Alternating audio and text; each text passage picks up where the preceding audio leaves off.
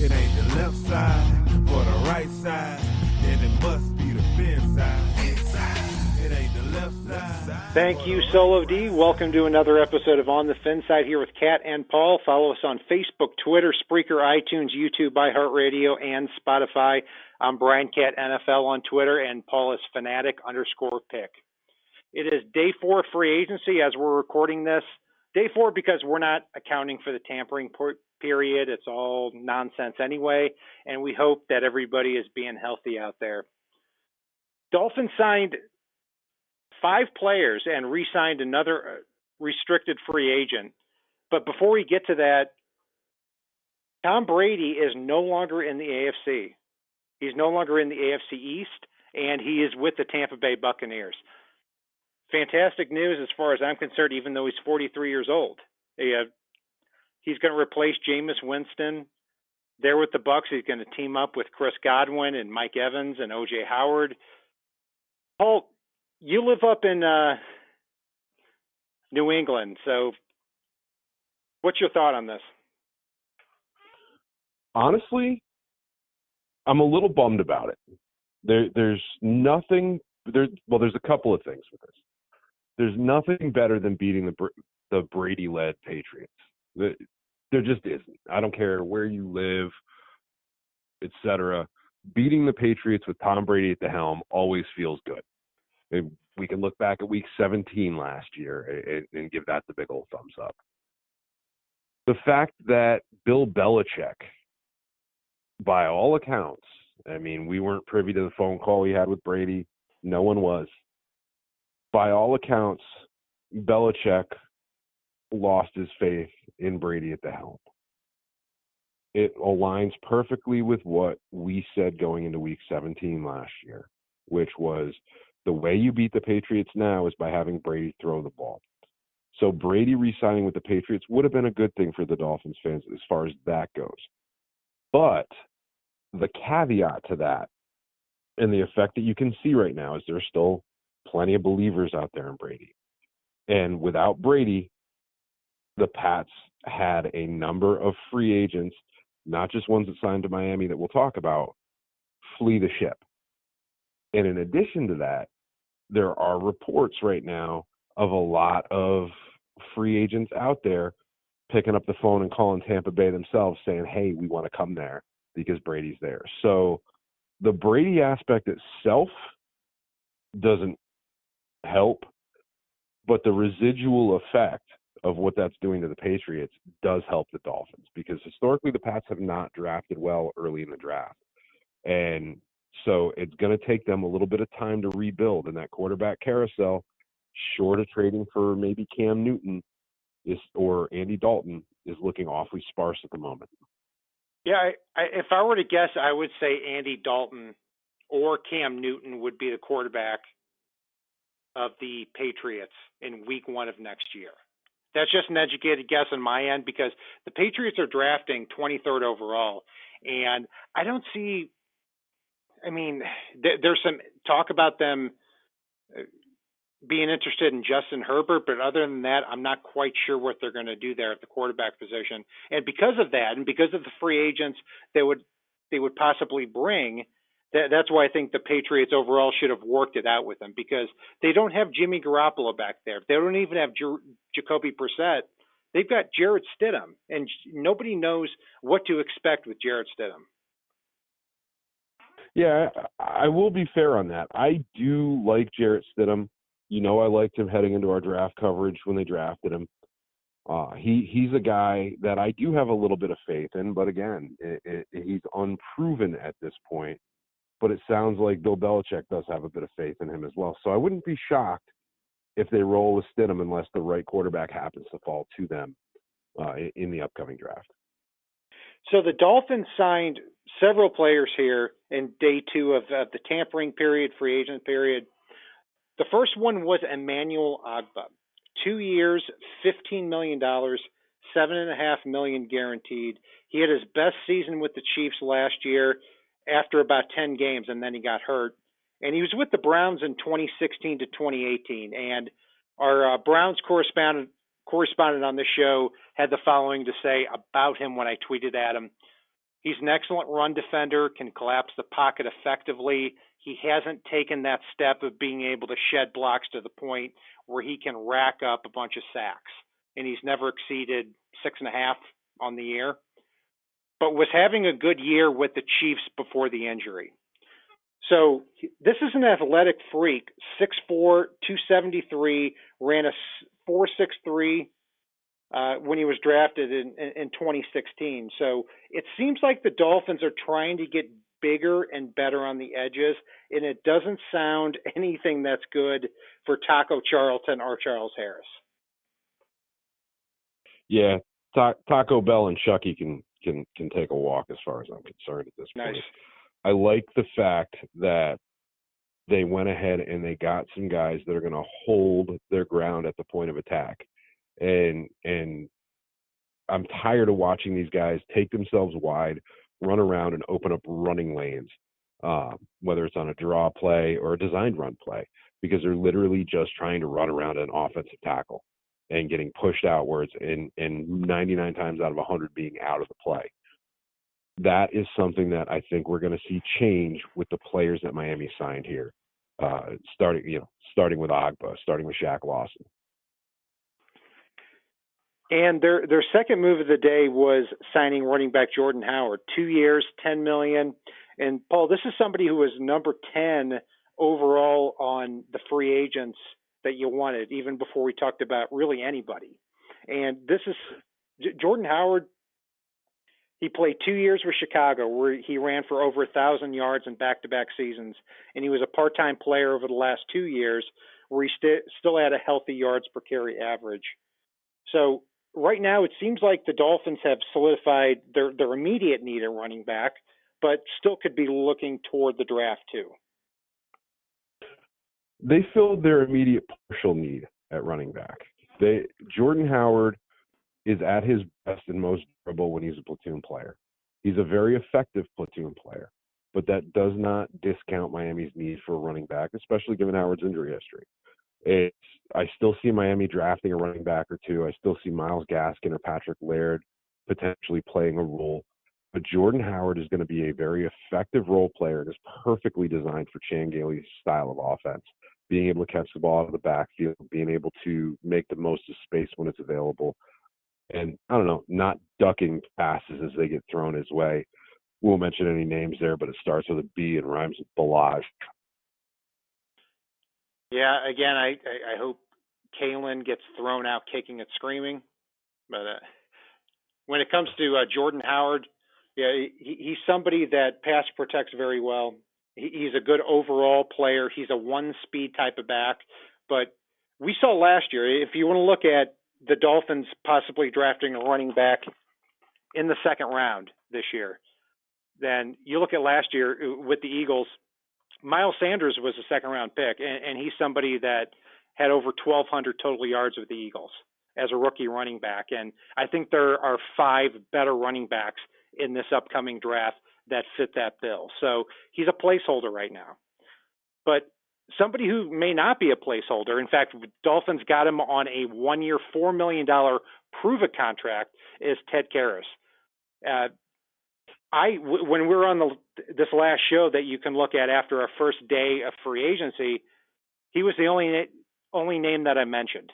And I thought he would get $7 or $8 million a year over a couple of years, but I was surprised to see 1 year, $4 million. This is not the best athlete in Ted Karras, but he stepped in for David Andrews last year when he went down, started 15 games, was drafted by the Patriots in the 6th round along with the other couple of linebackers we'll mention in a bit. But, you know, it seems like a very good placeholder at the center position. It certainly is, and it doesn't keep Miami from going out and drafting Lloyd Cushenberry or Cesar Ruiz if they're available, or Tyler Biadasz. It gets you a body that's in there now, so you don't have to go center, but you can go center in the draft. And if Karras works out and fits well next to Flowers, next to whoever ends up being the right guard for the upcoming season, all the better. You can still re-sign him. He's not going to break the bank on you, even if he does well. And he's an immediate upgrade over Daniel Kilgore. The only other one I would have potentially looked at would have been Skura after McGovern signed elsewhere. Yeah, and Dan Skura from the Ravens was surprisingly given a very low tender as a restricted free agent. He's somebody I would have preferred as well. Great observation there. On the defensive side of the ball, in addition to Emmanuel Ogbah, the Dolphins seem to have acquired more linebackers with Camus Grugier-Hill as well as Landon Roberts. Two very interesting names because one of them caught a 50-something yard pass as a fullback with the New England Patriots last year. Yeah, Landon Roberts looked very, very good, and it's a sneaky under the radar signing. The biggest thing with these signings here is it puts a few Dolphins on notice, and one of those that some fans won't be happy about is, given what Miami's done over the last few days, I wouldn't be shocked if Spiegel gets an offer now that they've given him that fourth round tender, if Miami does allow him to walk so they can get that fourth rounder in response to him leaving. So potentially this could be the end of a very pleasant experience with Beagle last year. Somebody that does want to be a Dolphin, but again, it's a numbers game at this point, and they've got better players now to fill the role that Beagle did last year. So signing these guys may preclude the end of Vince Beagle in a Dolphins uniform, and if so, best of luck to him. Even though I'd be happy to have him back for depth at this point. Yeah, and the Dolphins have the opportunity to match that too. And if the Dolphins are looking for, outside linebackers that can have some size, like Emmanuel Ogbah,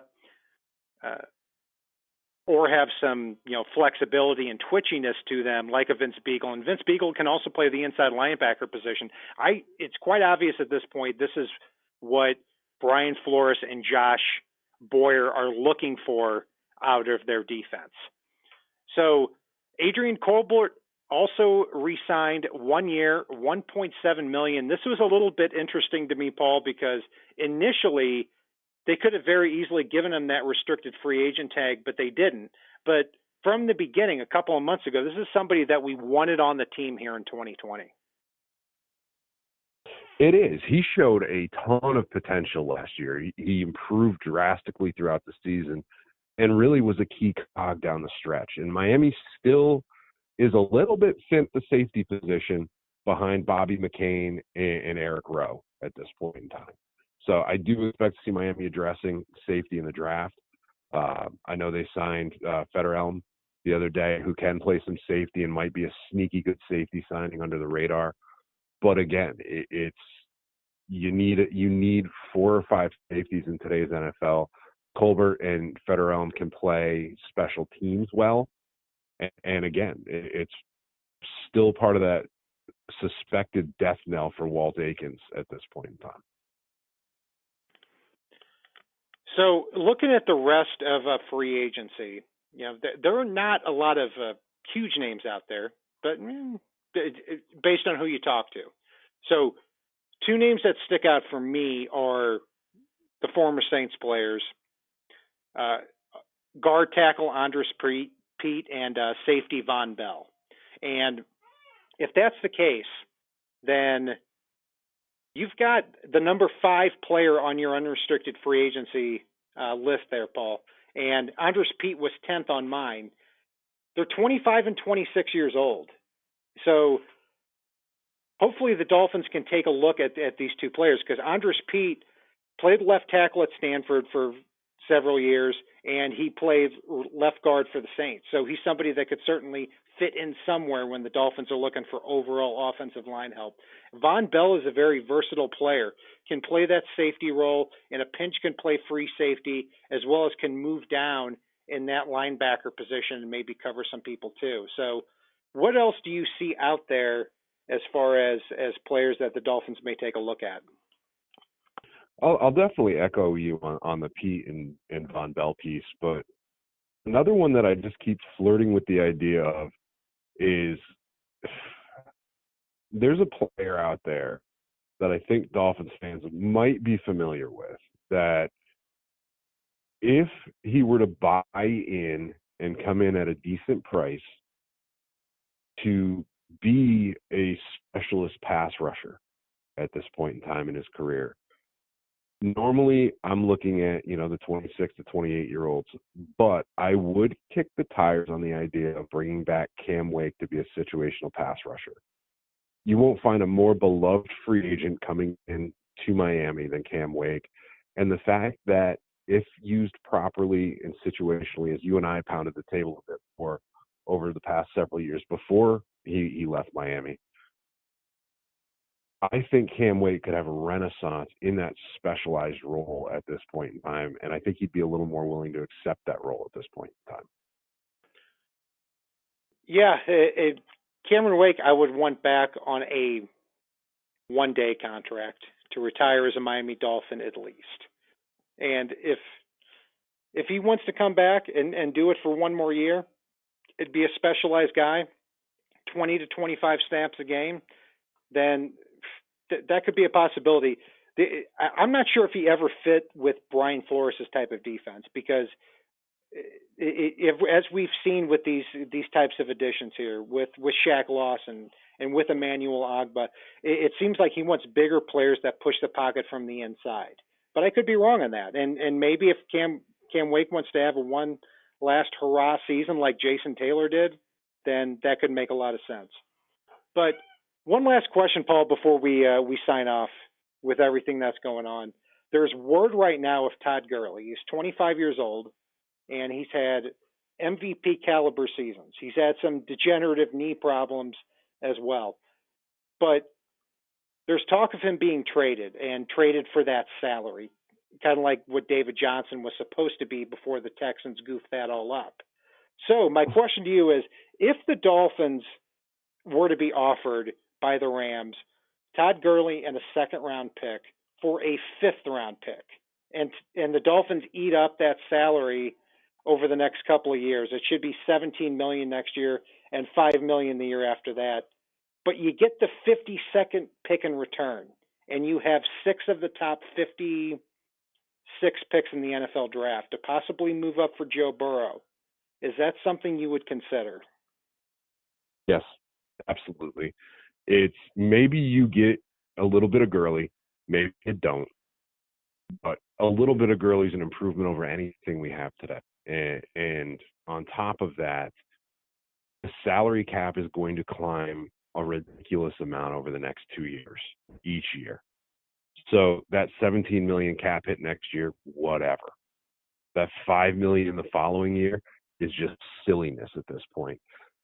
So really, it's a very minimal risk, high reward position. And to have a little more ammo to potentially go up and get Joe Burrow, I know Miami's a rebuilding team, but I hate to tell you this. Miami goes out and gets Joe Burrow, the expanded playoffs. Miami's in such a good position, given the landscape of the AFC East now, to make their move beginning this year, not next year, this year, and to make an even bigger jump next year with their 12 draft picks they've got right now that I expect them to add to, and with a young nucleus that is here for a while. So, yeah, I would absolutely make that move. Yeah, if you get an additional second-round pick and the Bengals are open to it, going back to what you said a couple of months ago, if they could, for the swap, give up 2 first-rounders and 2 second-rounders, you don't actually lose your original picks in the 2020 or 2021 draft. And that's going to do it for our breakdown of the Dolphins' day 2 to day 3 to day 4 free agency period. A lot of stuff going on here. I'm Brian Cat NFL. Paul is Fanatic_pick on Twitter. You can follow us on Facebook, Twitter, Spreaker, iTunes, YouTube, iHeartRadio, and Spotify. And if it's not on the right side and it's not on the left side, it is on the FinSide. So, Ladie, take us home. It ain't the left side or the right side, then it must be the FinSide. It ain't the left side or the right side, then it must be the FinSide. Listen, Dolphins fans across the land all tuning in to see what Brian Cat and Paul about to do.